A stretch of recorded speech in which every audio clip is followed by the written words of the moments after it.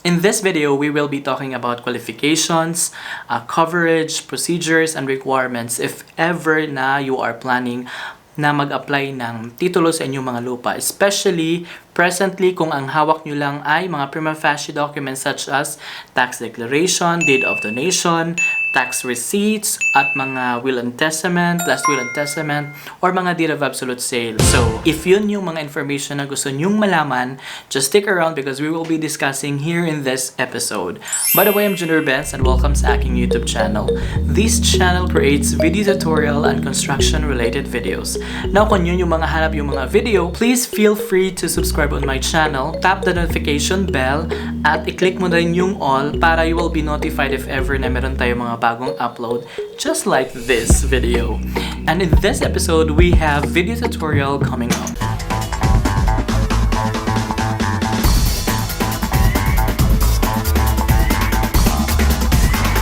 Thank you for clicking in this video. I guess you have already the idea kung ano yung pag-uusapan natin in this episode. Basically, we will be talking about kung paano nga ba yung mga procedures, yung mga dapat mong gagawin, yung mga requirements na dapat mong i-provide if ever you're planning na mag-apply for titulo ng lupa, especially when you only have yung mga prima facie documents like tax declaration, yung mga deed of sale, yung mga tax receipts, and then yung mga last will and testament. So those are documents that would basically justify na ikaw yung nasa posisyon on that property. And just to make it clear na those documents basically doesn't tell you na ikaw yung conclusive owner ng property na yon. Pero yung mga dokumento na yon is makakatulong yan para ma-justify mo na ikaw yung nagmamay-ari ng property na yon, especially kung ikaw ay nagbabayad ng mga taxes. So yun yung mga dapat nating tatandaan na napaka-importante talaga magbayad tayo ng mga taxes ng ating mga property because somehow it will tell the government na tayo yung nagmamay-ari ng property na yon.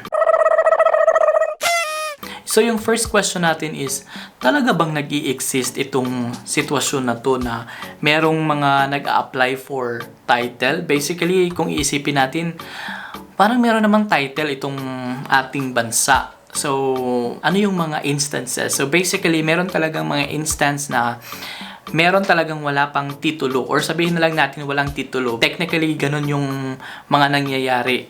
Dahil nga, meron tayong batas na RA 123, ito yung an act authorizing an issuance of free patents of residential lands. So yun yung batas na nagpapahintulot na iparehistro natin yung ating mga property through free patent. So kung titingnan natin yung sitwasyon, talagang merong mga nangyayaring ganyan na kailangan mong i-apply for title yung property na meron ka. Ito rin yung additional na dapat nating tatandaan. Yun nga yung may case na nabasa ko. When possession coupled with tax declaration, yung mga prima facie documents, is a weighty evidence of ownership. So nakakatulong talaga to para sabihin mo na ikaw yung nagmamay-ari ng property na yon. So first, ang ating pag-uusapan is ang qualification. Ano nga ba yung mga qualification?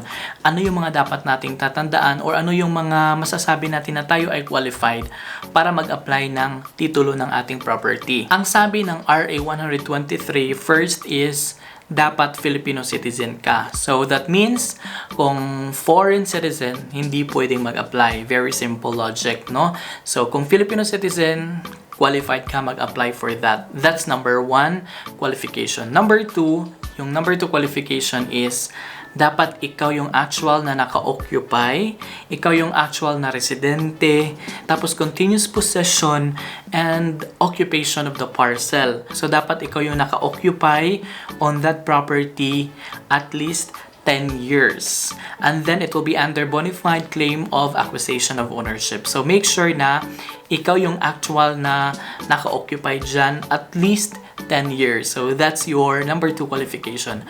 Number 3 is ikaw na nag-apply should have not exceeded yung total land holding mo accumulated 12 hectares. So more than that, wala na.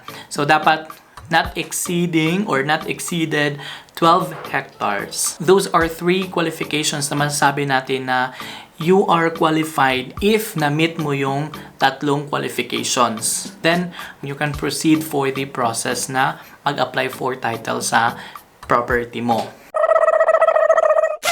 Then, according sa RA 153, yung coverage niya is dapat yung area or yung property mo is hindi na gagamitin for public use. Make sure na na-verify mo na hindi na siya for public use.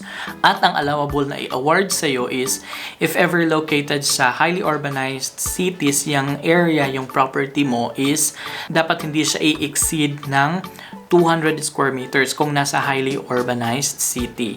Other cities, dapat hindi lalagpas sa 500 square meters. Pero kung located siya sa municipality, kung first and second class municipality, hindi siya lalagpas sa 750 square meters. At kung sa other municipalities, meron tayong 6 classes of municipalities. So, from 3 to 6, dapat hindi siya lalagpas ng 1,000 square meters. Paano natin masasabi na tayo ay belong sa first and second class municipality? Ito ang tatandaan natin na ang first and second class municipality, ang first class ay meron silang average annual income na 15 million pesos or more. Tapos ang second class is merong 10 million pesos but not less than 15 million pesos yung average income ng municipality. Other than that, from the third class down to 6th class, meaning to say from below 10 million, then belong to 3rd to 6th class municipality. Therefore, yun yung 1,000 square meters ang allowable na may award sa'yo ng free patent or from the DNR. So, yun yung mga coverage at tatandaan natin kung ilan lang yung maibigay sa atin, may award sa atin. Then, yung ating next is ang requirements and procedure. So here in this portion, i-discuss na natin kung ano yung mga procedures, kung saang office ang pupuntahan mo, kung ano yung mga requirements na dapat mong gawin, ano yung mga requirements na dapat mong i-accomplish. So alam mo na yung qualifications mo, yung tatlong qualifications, and then alam mo na kung ano lang yung maibigay sa'yo. So ngayon is yung mga requirements and procedure na naman. Unang-una, dapat malaman natin na itong portion ng or location ng ating property is alienable and disposable. So, yun yung pinakauna nating aalamin. Residential area yung ating location ng property. At the same time, i-check natin sa Municipal Planning Development Office or sa City Planning Development Office kung yung portion na yun, yung sabi natin kanina, hindi na siya gagamitin for public use. So, those are three na first mong i-check sa Senro or sa MPDO also. So, kung okay, alienable and disposable, residential area, hindi na gagamitin for public use, then check ka na doon. Proceed ka na sa next step. After that, kung okay ka na doon, so ang gagawin mo is mag-gather ka na ng mga requirements. Kung may mga application form, if i-fill out mo, then i-gather mo yung ibang mga requirements na kailangan. Na-check mo na yung first step mo. I-verify mo ngayon kasi mahirap naman, 'di ba? May ongoing pa palang cases yung yung area na 'yon. So, ang gagawin mo is punta ka sa legal custodian of the official records, i-verify mo kung may ongoing registration ng title sa property na 'yon. I just hope na wala talaga kasi kung meron may nag-apply na pala. Tapos mag-argue na naman kayo or i-settle na naman yun para kung sino talaga yung tunay na nagmamay-ari. So, I hope na wala. Kung wala, then kukuha ka ng certification doon na magpapatunay na walang pending na nag-a-apply for title ng yung property, yung location ng property mo. So, pagkakuha mo ng certification, tapos na yung step 2 natin, kukuha ka na naman ngayon ng geodetic engineer para sa relocation survey. Ano yung kailangan mo doon is dapat malocate yung property mo na in-apply for title. So, yung geodetic engineer will tell you yung technical description. After that, sa pagkandak ng survey, mabibigay siya ng simplified sketch. Tapos, yung technical description. At ang gamit na form niya is yung form 702A, LBM form 702A or 702B. Yun yung for relocation survey na hawak mo. Pagkatapos ng relocation survey, actually meron akong vlog kung magkano yung magagastos sa mga pagsasurvey. So ililink ko na lang din yung link niya para meron kayong idea kung magkano yung magagastos sa mga pagsasurvey. After that, yung sabi natin kanina na meron tayong dalawang proceedings na susundan, administrative or judicial registration proceedings. So itong judicial registration proceedings or judicial proceedings, hindi na kailangan nating i-discuss kasi once na sabihin nating judicial proceedings, kailangan ng serbisyo ng attorney, yun yung process na gusto mong gawin. I-discuss din naman sa'yo ng attorney kung ano yung mga kailangan, ano yung mga process na kailangan mong sundan, yung mga procedure. So, no need to discuss for this one kasi yung attorney naman ang magbibigay sa'yo ng dapat mong gagawin. So ngayon, administrative yung ating susundan. Dahil meron ka diba, tapos ka na sa step 1, tapos ka na sa step 2, tapos ka na sa step 3, then administrative procedure yung gagawin natin. Yung step 4 natin ay pupunta tayo ng DENR office. Ano ang gagawin natin doon? Mag-a-apply tayo for certification na i-allow tayo ng DENR para mag-apply ng titulo ng lupa doon. Yun yung free patent na ating i-apply for DENR. It should be yung certificate natin na ma-certify din siya ng legal custodian of the official records.